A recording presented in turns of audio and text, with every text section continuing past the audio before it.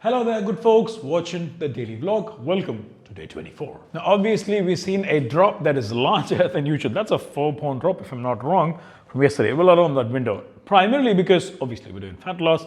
But my weigh-in is at 6:30 in the morning. Today, I did catch up on much needed sleep that I had been mentioning in the last few vlogs. So my weigh-in today this morning was around 10:15, 10:10ish. It's 10:20 now. Obviously, it's taking some time for me to, set this camera and start filming. So yeah, that could be one of the reasons, but this is something that's normal, guys. Whenever you're on a fat loss program, don't expect a linear drop in weight. The human body fluctuates worse than that little, that little quartz in your watch. Yeah, it's constantly shifting, which is normal. There are multiple factors like stomach emptying, how much carbs or salt you had the previous night or whatever, your sleep, all of that affects it. So you could see like a large plateau for there are people who've seen plateaus for like 20 days and then they saw this biggest drop ever in the 21st day. That is normal with fat loss. Don't judge by one day's weigh-in, which is why we do a weigh-in every day, compare the weekly average, and that tells us what we need to know about our progress. Let's dive into some breakfast. We're starting off this morning with a dosa, and I actually thought of going with a smoothie, but then, that'll be the most comfortable. But I just can't convince myself to become one of those smoothie guys. Not that it's bad. I mean, I'm always rather more inclined towards whole food all the time through the day, even if it's got to be short notice like today. So. And now the egg whites go into the mix. Oh, will it hold? Will it hold? Yes, it will. Okay, that's a lot of egg whites compared to usual, I guess.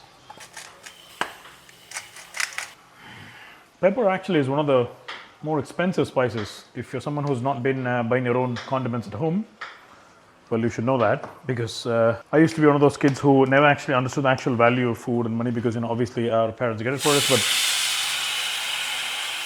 but after you grow up, very late in my life I learned the price of vegetables and whatnot, and that buying it in the supermarket is one of the worst ideas. You'll have to go to an actual market. That's going to be extremely cost effective. Life lesson. And there we have meal number one. Of course, with that we have some coconut chutney that's going to go in, and there is some leftover chicken curry, which obviously someone's had a little, so I'm going to put some of that onto my plate and enjoy this yummy. Oh, I mean, look at that crisp, dude, look at that. That's poetry, man. Lovely. A ton of work. I think at this point you guys are probably used to me saying that, but yeah, usually there's always a ton of work. It's good, enjoyable work. I enjoy doing it. So, I mean, who doesn't enjoy chicken curry and dosa and eggs for breakfast, except if you're a vegetarian? Then swap out the chicken curry with, I don't know, paneer masala, or maybe swap out the eggs with some tofu if you're a vegetarian who doesn't have eggs as well. We just wrapped up some more work. I just put the computer on sleep because to run to the room, some quick work. And once we wrap the edit, we could get back and have another meal. Also wrapped up a call in the morning. Do have some emails though, but I think it's been fairly good. Wait, what caps. See, now when we work out, generally doesn't affect a lot of us, except if you're a professional athlete. Now, for example, sometimes training in the evening has been seen to work out better in performance if you're an athlete. But if you're someone who doesn't really have a goal that takes them to the extreme of that specific sport, you can train any time of the day. It can be flexible, but how you optimize your meals around that and how your fatigue levels are through the day. Someone who works a 9 to 5 will have a different fatigue level compared to someone who works at 12 to 7. So all of these factors can come in. You can work out anytime that is convenient for you through the day. In that sense, being flexible doesn't really push away a lot of other optimal factors from your progress, as long as you can diligently kind of fine-tune your nutrition and your training volume and intensity and rest windows and all of that.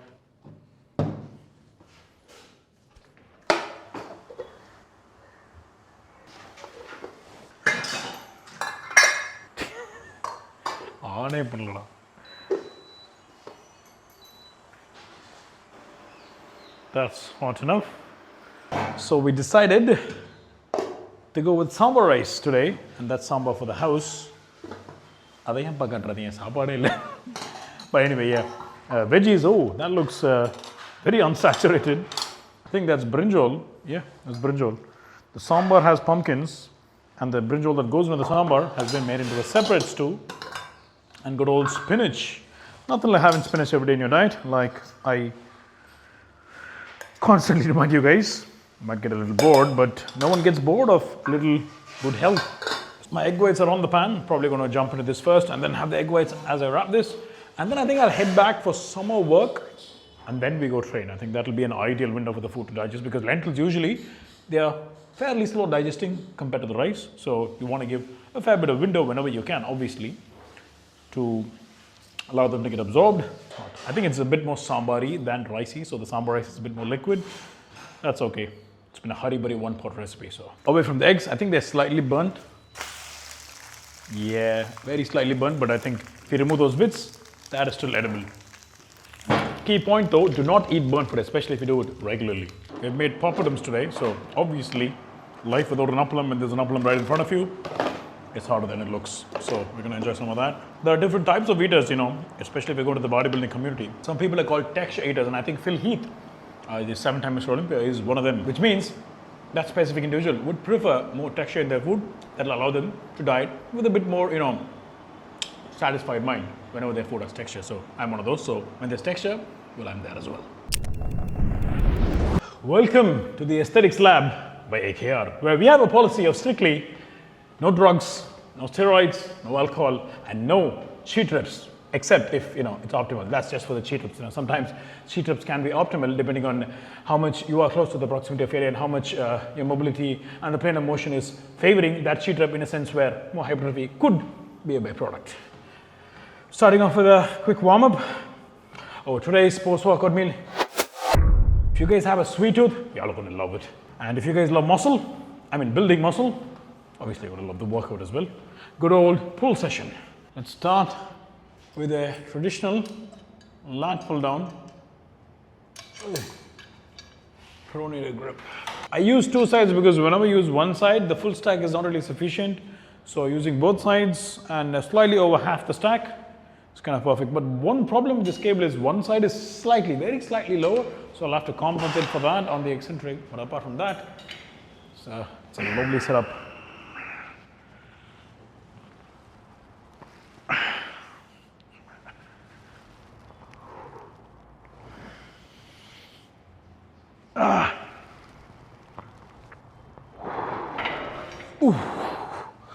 The energy is actually very good. It's fairly late. It's close to 9 right now, 15 or maybe 12 minutes to 9. As usual, had a hectic, busy day, so I couldn't really train earlier. I did want to train earlier, but obviously got carried away. Had to go out as well for like 2 hours, but still got wonderful energy. The last meal I had was fairly far away from 9 o'clock, so that's pretty good.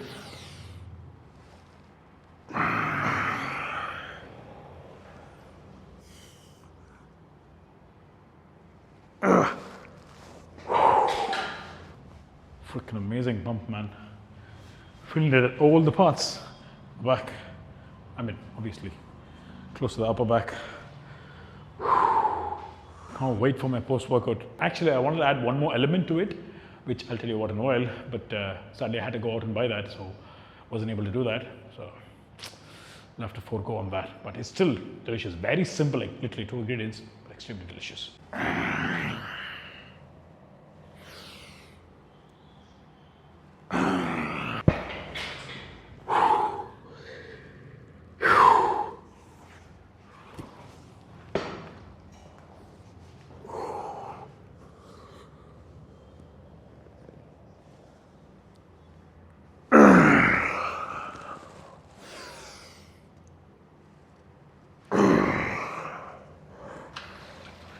Up next, we have some pronated pulls. Well, it's a pull, but it's a row, ideally. We're doing warm-up sets for all the workouts, as always. Just because I don't film it all the time doesn't mean I'm not doing it. That's just how I've been training for a while now. Okay, we need some more. Want to really roll your shoulders in the front when you start. If you have healthy shoulders, that is, if you have an injury there or some rotator cuff discomfort, then don't roll them in front.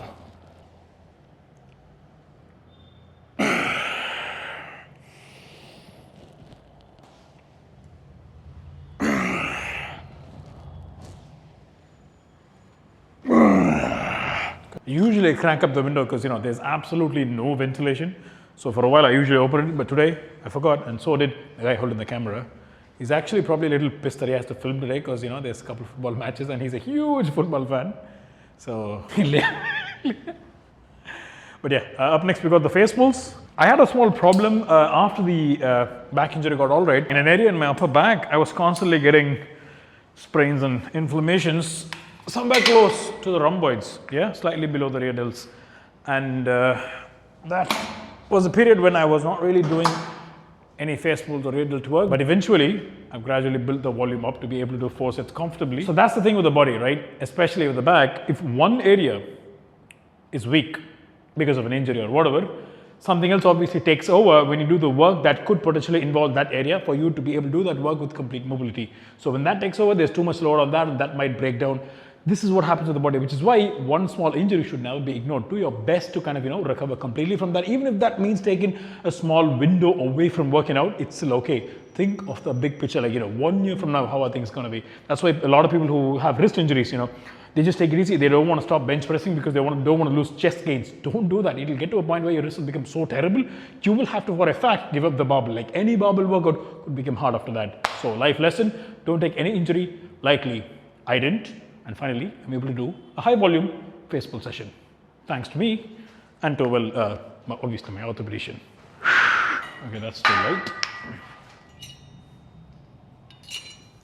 எப்படி இந்த வெயிட்ல நீ பண்ற? பண்ண மாதிரி இல்ல. All right, let's go. No troll, guys. I mean, whatever weight works for you. Sometimes going lower is smarter as long as it's able to completely compress the area for you.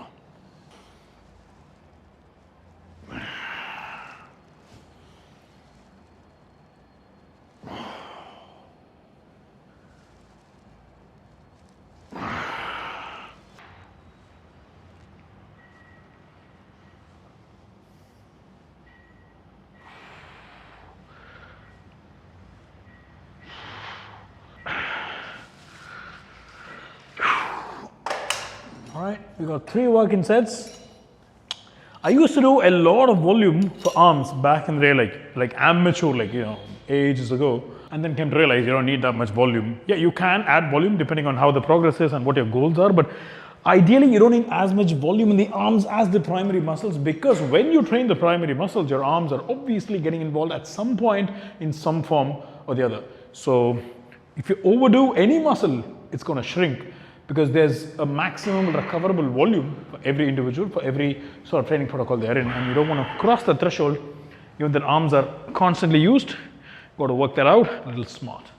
So we'll probably just do 3 sets and then move on to some supinated curls, you know, the regular ones.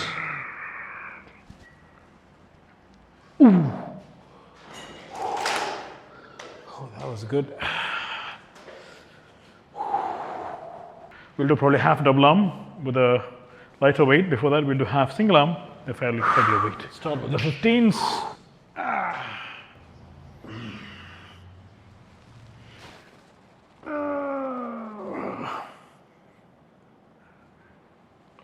So the bicep curls are a workout where you can actually use momentum when it's needed, like when you're completely all depleted with the glycogen, then yes, very slight momentum to have some extra post-failure eccentrics, if you can, you know, term it like that, but it's not technically post-failure, but yeah.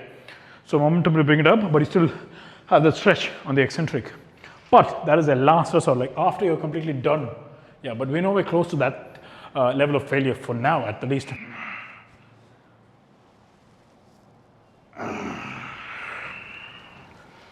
We're going to knock some cardio out.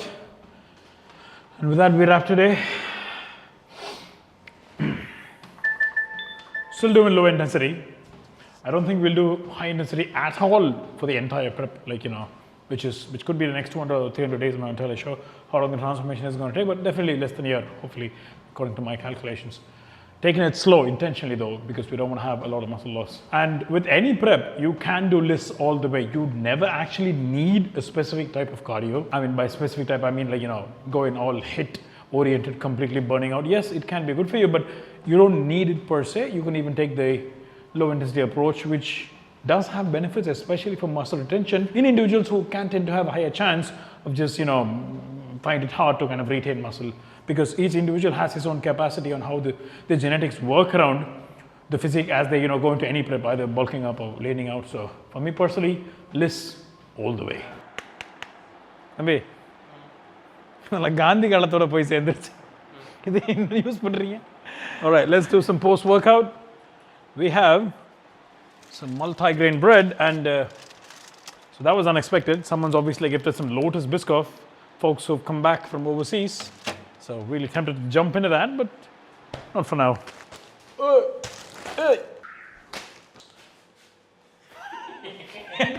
In the speed கூட வர மாட்டேன்னா நீ எல்லாம் என்ன ஒரு filmography பண்ற? We literally have the last egg. Just one egg, which is why our proteins are going to be chicken breast tonight. And for carbs, obviously, I was kind of building up to a big reveal. There's no big reveal, obviously.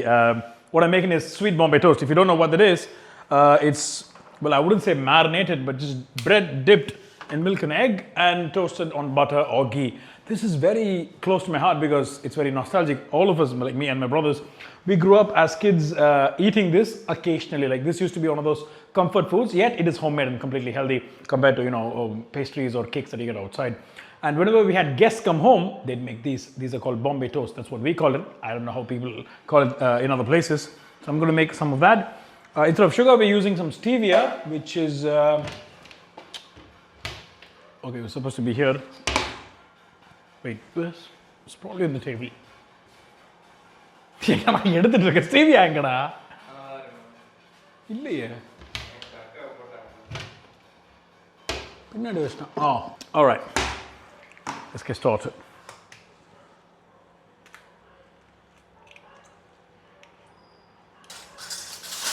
You can use a whisker, but I'll just go with spoons.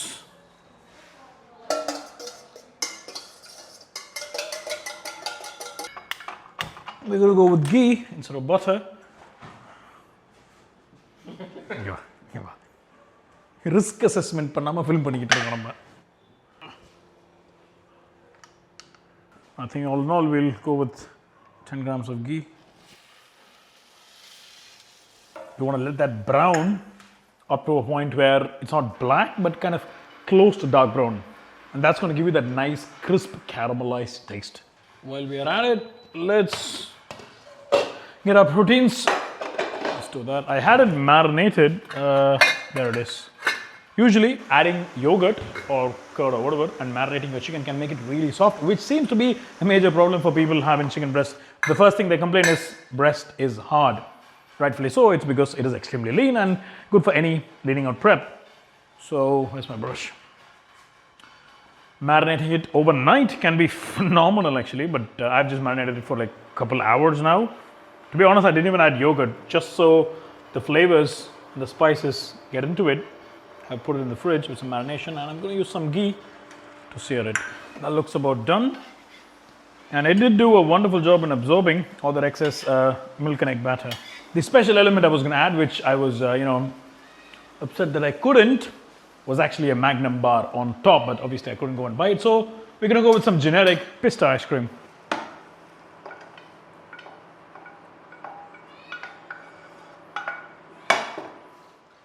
All right. Chicken perfectly cooked. There we go. Nice and sweet. Oh, that, ladies and gentlemen, is the beauty of a balanced diet. I'm going to enjoy that, and you have a lovely night. Alex Bakala.